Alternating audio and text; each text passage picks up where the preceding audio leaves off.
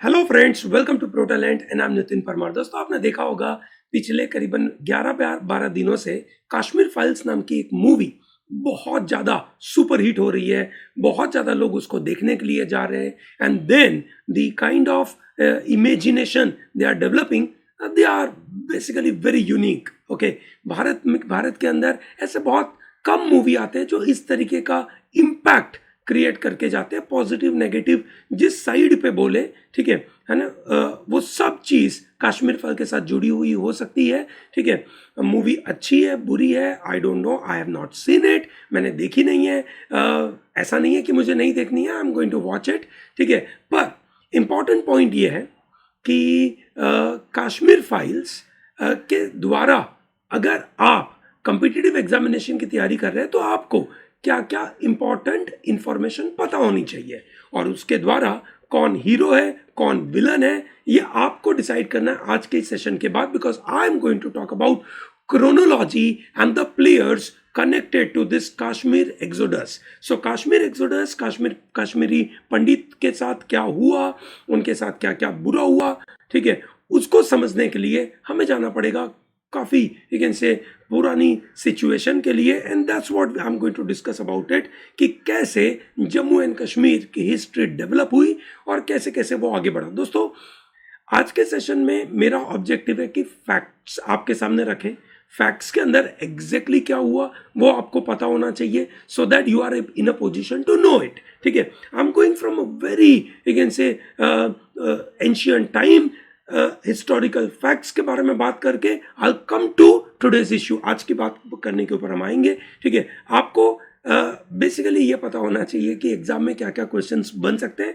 That's where most of you may be interested in. Let's start. So first formal document on Kashmir is Kalhana's Rajatarangini. That's very important point. Okay, ये याद रखिएगा, Kalhana's Rajatarangini is one of the very important document which talks about history of Kashmir, ancient medieval region. ठीक है, उसके बारे में बात करता है। Both Hindus and Muslims had ruled Kashmir time to time before independence. During Ranjit Singh rule even Sikhs also govern this region. So अगर एक मार्क का जीके का सवाल आ सकता है कि कश्मीर में कौन कौन रूल किया है हिस्टोरिकली, तो Hindus, Muslims and Sikh. In 1822 Gulab Singh became the king. Ranbir Singh came to the power after that of Gulab Singh in 1857. ठीक है, रणबीर पीनल कोड लगता था जम्मू कश्मीर में। जब जम्मू कश्मीर अलग स्टेट हुआ करता था तो वहां पे रणबीर पीनल कोड लगता था। Anyway, Raja Hari Singh took the charge of the state in 1925. He was the king of Kashmir when the treaty was signed with India कि भैया Jammu and Kashmir will be part of India. ठीक है, तो उस समय पे राजा Hari Singh was at the, you can say, helm of it. Okay, so राजा हरि सिंह जब सत्ता पे थे, ठीक है, तो ऑब्वियस है जब इंडिया आज़ाद हुआ 1947 में, ठीक है, तो हमारे पास बहुत सारे प्रिंसली स्टेट्स थे। हमारे यू कैन से Sardar Vallabh bhai Patel went to every state, convince them to join with India. 3 state ऐसे रह गए जो इंडिया के साथ ज्वाइन नहीं करे, ठीक है, जिनको बाद में अलग अलग तरीके से साम दाम दंड भेद की नीति अपनाकर उनको हमारे साथ इनकॉर्पोरेट करने की जरूरत पड़ी।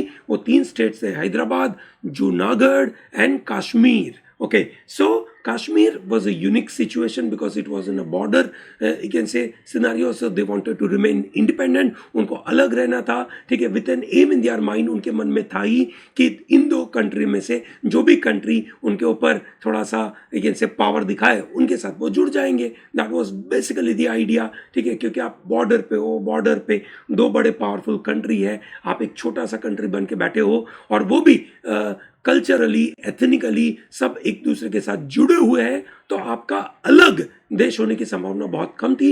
हैदराबाद तो लैंडलॉक था, जूनागढ़ लैंडलॉक्ड था, तो उसका तो इंडिया में मर्ज होना स्वाभाविक था।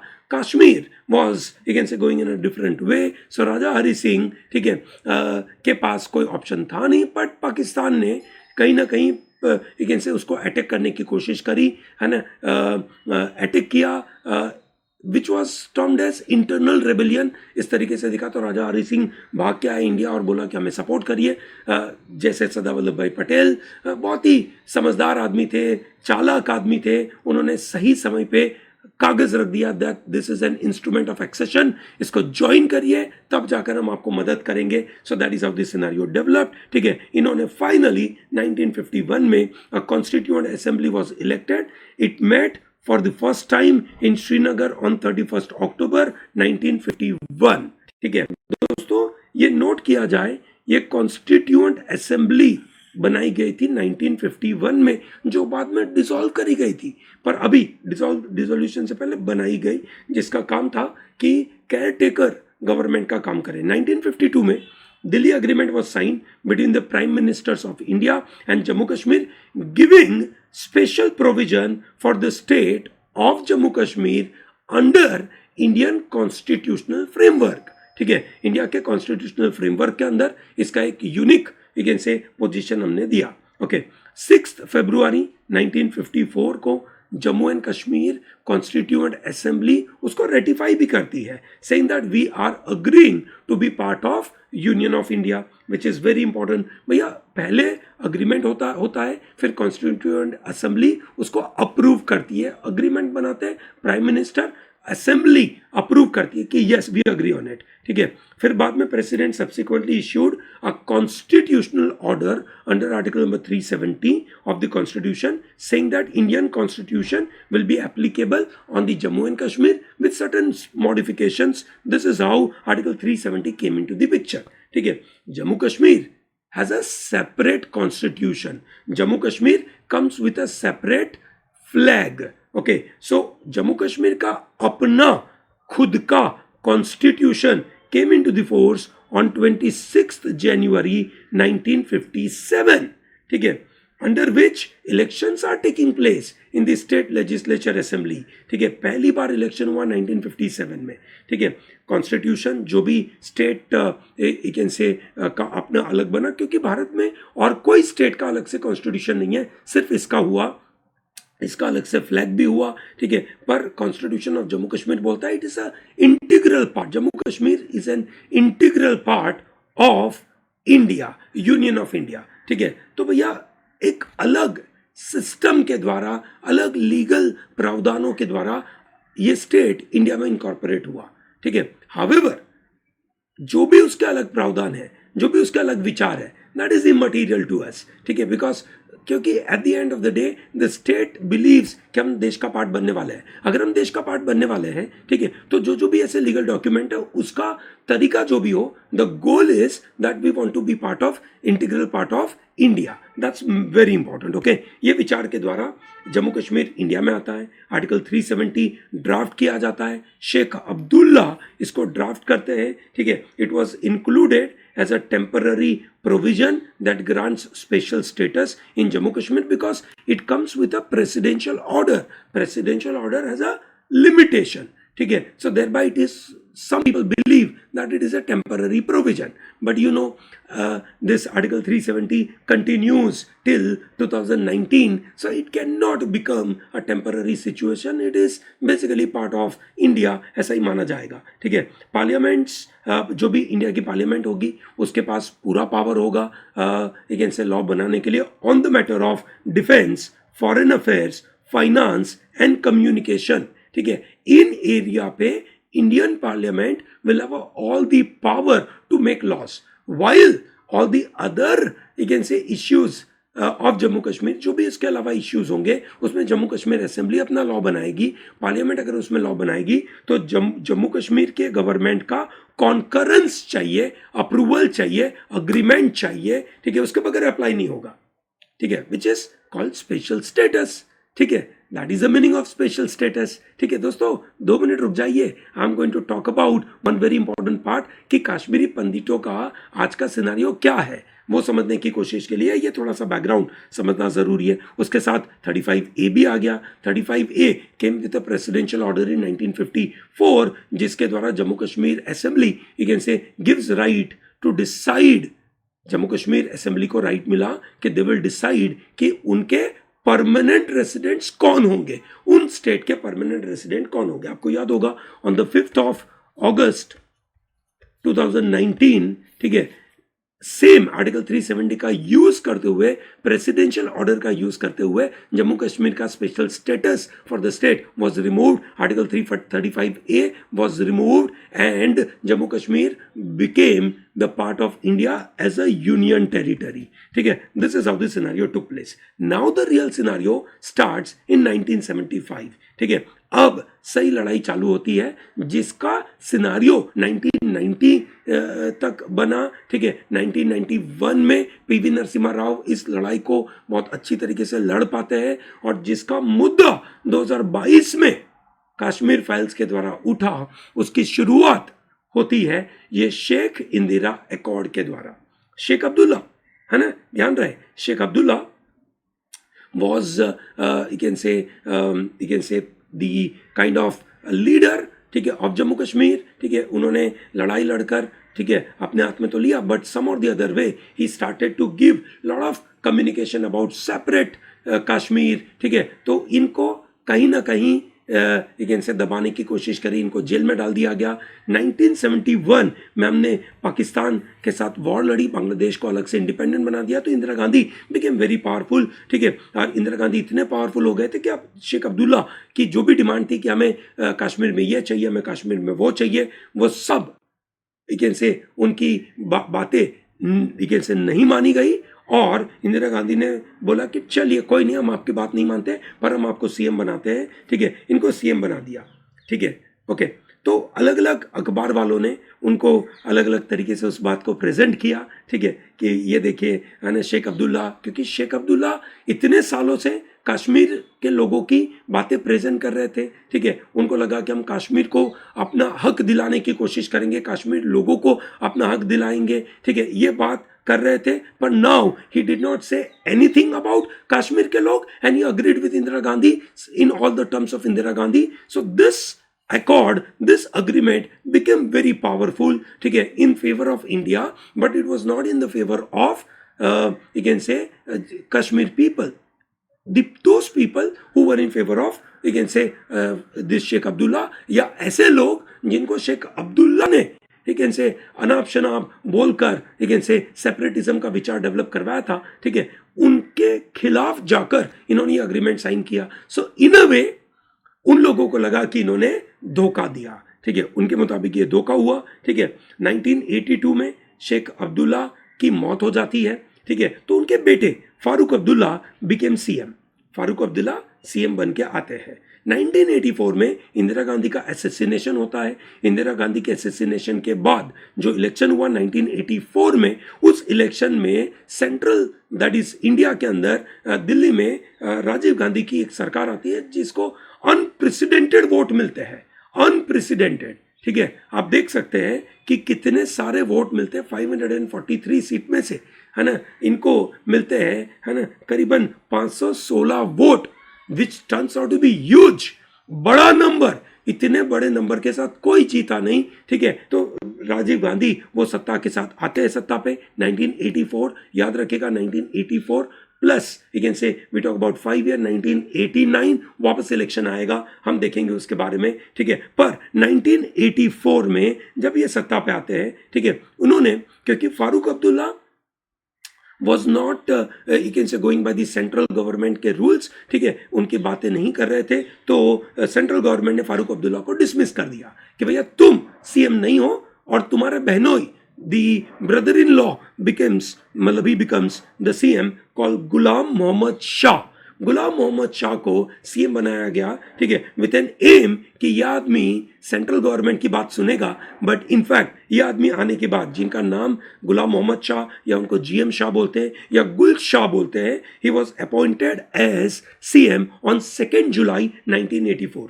ठीक है, 2 जुलाई 1984 को इनको बनाया जाता है। ठीक है, एंड देयर बाय लेकिन से ऐसा माना गया कि ये सेंट्रल गवर्नमेंट के मुताबिक काम करेंगे, बट ये भाई साहब सेंट्रल गवर्नमेंट की बातें नहीं मान रहे और ज़्यादा लोगों में भड़काऊ चीज़ें बता रहे हैं। ठीक है, सेपरेटिज्म की बातें चल रही है, जेकेएलएफ की शुरुआत होती है, जम्मू कश्मीर लिबरेशन फोर्स। ठीक है, और जो बाद में हुर्रियत बना, जो अलग अलग तरीके के सेपरेटिस्ट ग्रुप बने, उन सबको ये बढ़ावा दे रहे हैं। So that is not acceptable by large number of people, ठीक है।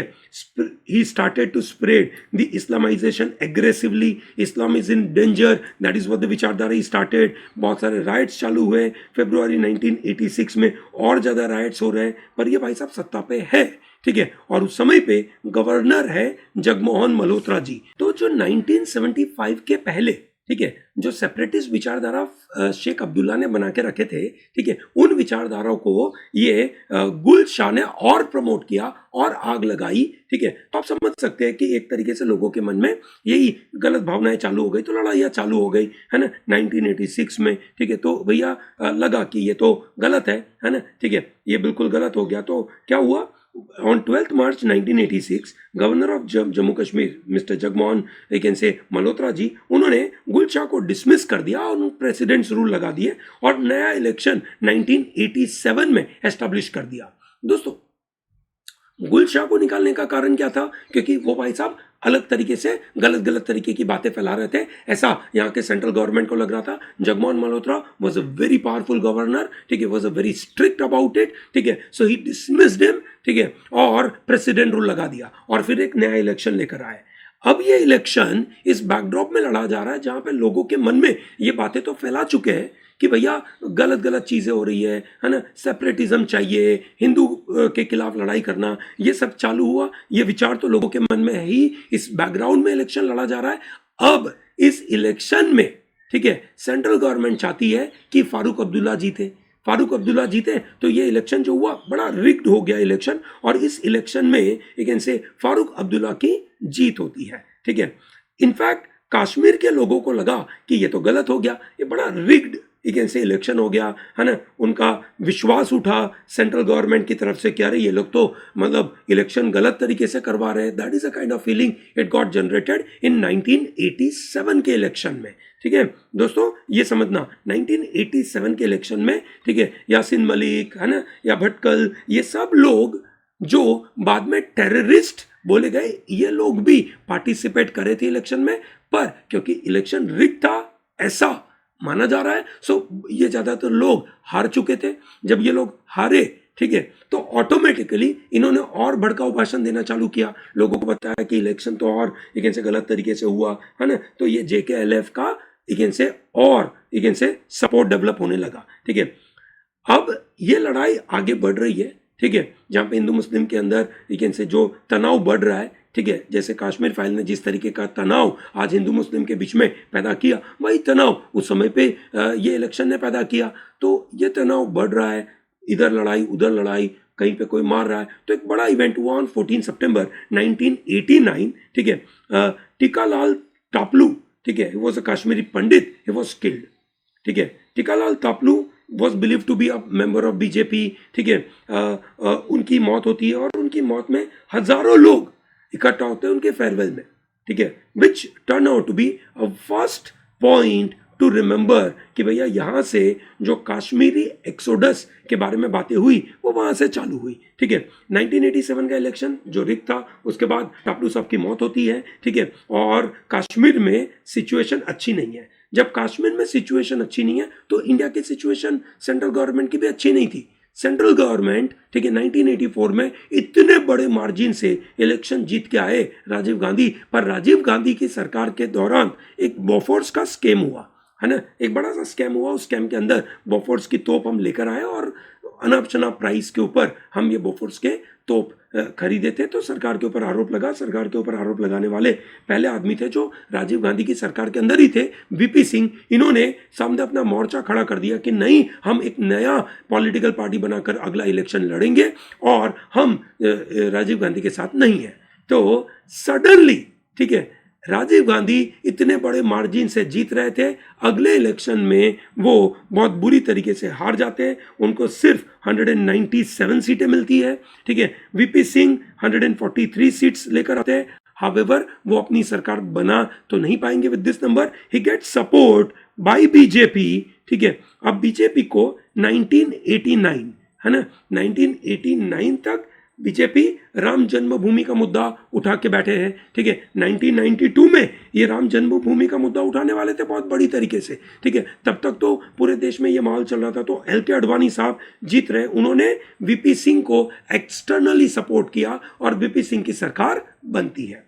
ना VP सिंह की सरकार जब भी बनी, ठीक है, विच इज ऑन 2 दिसंबर 1989, जब ये सरकार बनी तो सरकार वैसे भी पावरफुल थी नहीं, क्योंकि कोएलिशन के द्वारा बनी थी और VP सिंह ने जो भी डिसीजंस लिए वो कहीं ना कहीं गलत हो गए, ठीक है। 1989 में जब ये सरकार बनी, VP सिंह ने मंडल कमीशन, OBC का रिजर्वेशन चालू किया, तो पूरे भारत में हल्ला फैल रहा है, ठीक है। उनके समय पे इन्होंने बनाया, ठीक है, मुफ्ती मोहम्मद सईद को होम मिनिस्टर बनाते हैं, ठीक है। मुफ्ती मोहम्मद सईद को ये होम मिनिस्टर बनाते हैं। डेट याद रखिएगा 2 दिसंबर 1989 है ये, ठीक है, ये याद रखिएगा। एंड देन इट हैपेंस, ठीक है, जिस तरीके से मुफ्ती मोहम्मद सईद को VP सिंह गले लगा रहे, ठीक है ना, कश्मीर से पहली बार कोई बंदा सेंट्रल गवर्नमेंट में बनता है होम मिनिस्टर, ठीक है, which turn out to be huge impact. Okay, आप समझ सकते हैं VP Singh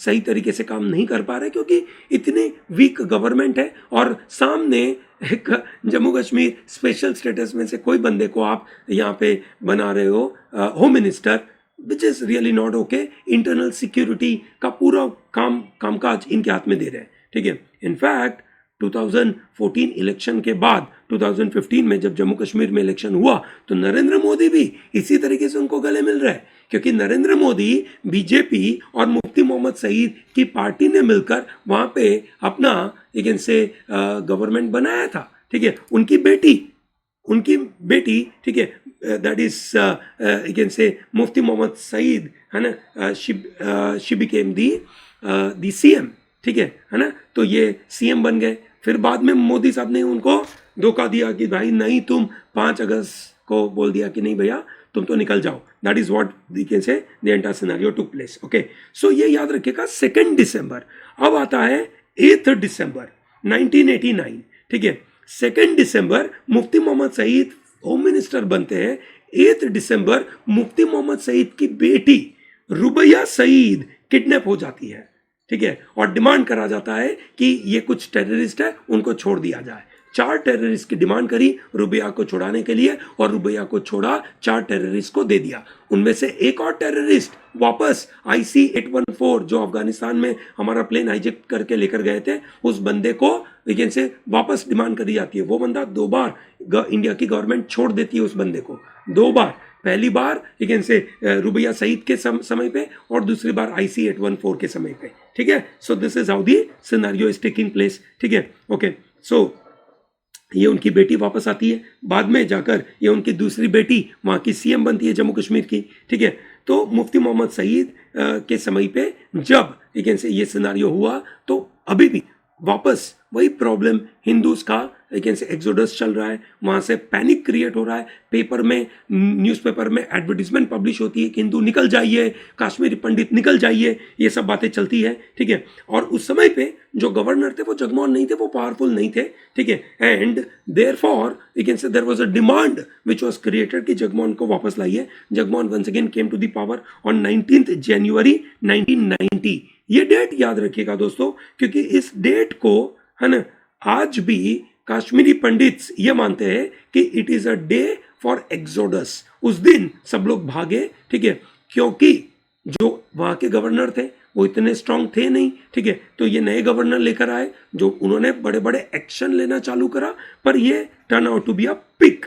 okay, they were forced to leave Kashmir valley, ठीक है। कितने लोग निकले वो यू कैन से कुछ एक्सपर्ट्स बोलते हैं कि वो कुछ हंड्रेड्स में नंबर है, कुछ उसको थाउजेंड्स में बोलते हैं। मरने के नंबर में कुछ बोलते हैं कि कुछ यू कैन से डबल डिजिट में थे, कुछ बोलते हैं कि 3 डिजिट में थे, कुछ 4 डिजिट में थे। नंबर कोई भी हो, नंबर की क्लैरिटी अभी भी नहीं है, ठीक है, जिसके ऊपर पॉलिटिक माहौल खेला जाता है। We are not bothered about those political माहौल, पर कहीं ना कहीं ये एक्सोडस तो जरूर हुआ। अब ये नंबर कितने भी हो, आज अभी भी उसकी परेशानी चल रही है, ठीक है। सो 19 जनवरी 1990 को Jagmohan was made governor and Farooq Abdullah 20 जनवरी 1990 को रिजाइन करते हैं, क्योंकि फारूक अब्दुल्ला बोलते हैं कि मैं जगमोहन के साथ काम नहीं करूंगा, तो उन्होंने रिजाइन कर दिया, ठीक है। And thereby president's rule is applied, ठीक है, प्रेसिडेंट रूल लगा जाता है वहां पे, ठीक है। अब प्रेसिडेंट रूल लगाने के बाद जगमोहन वहां पे स्ट्रिक्ट एक्शन चालू करते हैं, ठीक है, लोगों को पकड़ के जेल में मारते हैं,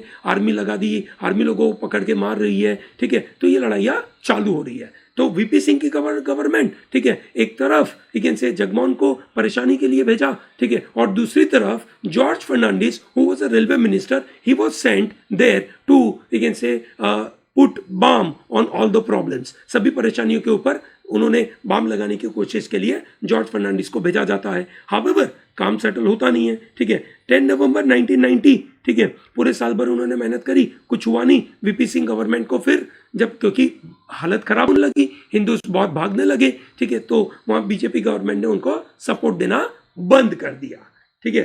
तो जब ये एक्सोडस बड़े लेवल पे हो रहा था, सेंट्रल गवर्नमेंट में BJP was supporting the government of VP Singh, ठीक है, ये नोट किया जाए। ओके, फिर चंद्रशेखर साहब की गवर्नमेंट आती है, चंद्रशेखर साहब की गवर्नमेंट को सपोर्ट दिया जाता है कांग्रेस की तरफ से, ये भी लंबा चलती नहीं है, ठीक है। एंड देन अगेन से मतलब आप समझ सकते हैं 1984 का इलेक्शन जहां पे कांग्रेस बड़े पैमाने पे जीतती है। 1989 में अगला इलेक्शन आता है जहां पे कांग्रेस हार जाती है, ठीक है, और वापस 1991 में तुरंत इलेक्शन करने की जरूरत पड़ी क्योंकि कोई भी पावरफुल सरकार बन नहीं पाई। 1991 द इलेक्शन कम्स, ठीक है, 1991 के इलेक्शन के अंदर हुआ ये कि पहले फेज के इलेक्शन के अंदर राजीव गांधी जाते हैं इलेक्शन कैंपेनिंग के अंदर श्री पेरुम्बदूर, और वहां पे उनकी खुलेआम बॉम्ब से हत्या करी जाती है। ये जो लोग हैं इन्वॉल्व है, जिन्होंने अगेन से राजीव गांधी को ये लड़की मिल रही है, पैर छू रही है, she was a suicide bomber, bomb लगाकर मार डालती है, ठीक है, जिसकी वजह से राजीव गांधी इंडियन नेशनल कांग्रेस में, तो ऑब्वियसली वो इलेक्शन में पार्टिसिपेट नहीं, तो इंडियन नेशनल कांग्रेस को 244 सीट्स मिलती है। पीवी नरसिम्हा राव सरकार बनाते हैं। पीवी नरसिम्हा राव की सरकार बड़े अच्छी, मतलब ऑब्वियसली उनको 268 सीट चाहिए थी जो लोगों के सपोर्ट से बना लेते हैं, ठीक है। पीवी नरसिम्हा राव की सरकार ऐसे समय पे आ रही है जहां पे इकोनॉमिक कंडीशन खराब है। सो इकोनॉमिक कंडीशन खराब, कांटों वाला ताज पहन के बैठे, ये एक तरफ इकोनॉमिक कंडीशन की सिचुएशन नहीं अच्छी, दूसरी तरफ कश्मीर बुरी तरीके से फंसा हुआ है, तीसरी तरफ पंजाब, क्योंकि 1984 से पंजाब की हालत खराब हो रही थी। तो इन सबको हैंडल करने के लिए पीवी नरसिम्हा राव ने बड़े एग्रेसिव स्टेप लिए, सब कुछ उन्होंने मैनेज करने की कोशिश करी। जो चंद्रशेखर वीपी सिंह ने बर्बादी करके रखी थी कश्मीर के अंदर, उसको यहाँ पे उन्होंने कंट्रोल करने की कोशिश करी। सो ये कहानी, ठीक है, यहाँ पे पीवी नरसिम्हा राव के समय पे आके खत्म होती है। जो हिंदू माइनॉरिटी, पूरे देश में हिंदू मेजोरिटी है, पर हिंदू माइनॉरिटी है उस स्टेट में, जम्मू कश्मीर में, वहीं के लोग, ठीक है, उनको माइग्रेशन करना पड़ता है, ठीक है, कि भैया हमें हालत खराब हो रही है, इस तरीके से उनको भागना पड़ रहा है, ठीक है। कितने लोग निकले पता नहीं, देयर आर डिफरेंट नंबर्स, ठीक है, but some or the other way this are the scenarios taking place, ठीक है। I hope this entire chronology is very clear in your mind. Yes no दोस्तों, ठीक है, ये है पूरी chronology of this events and this are the players. कौन कौन उसमें शामिल थे ये आपको पता होना चाहिए। मेरा मानना है कि ये तरीके के क्वेश्चन एग्जाम में आ सकते हैं, इनके नाम आ सकते हैं, ये क्रोनोलॉजी के नजरिए से कुछ कुछ आपको पता होना जरूरी है। मुझे लगता है कि आपको पसंद आया होगा वीडियो। अगर आपको पसंद आया है इसको लाइक करिए, हमारी चैनल को सब्सक्राइब करिए and share it to large number of people, ठीक है, talking about pro talent that it is giving you wonderful support. Okay, thank you and all the best.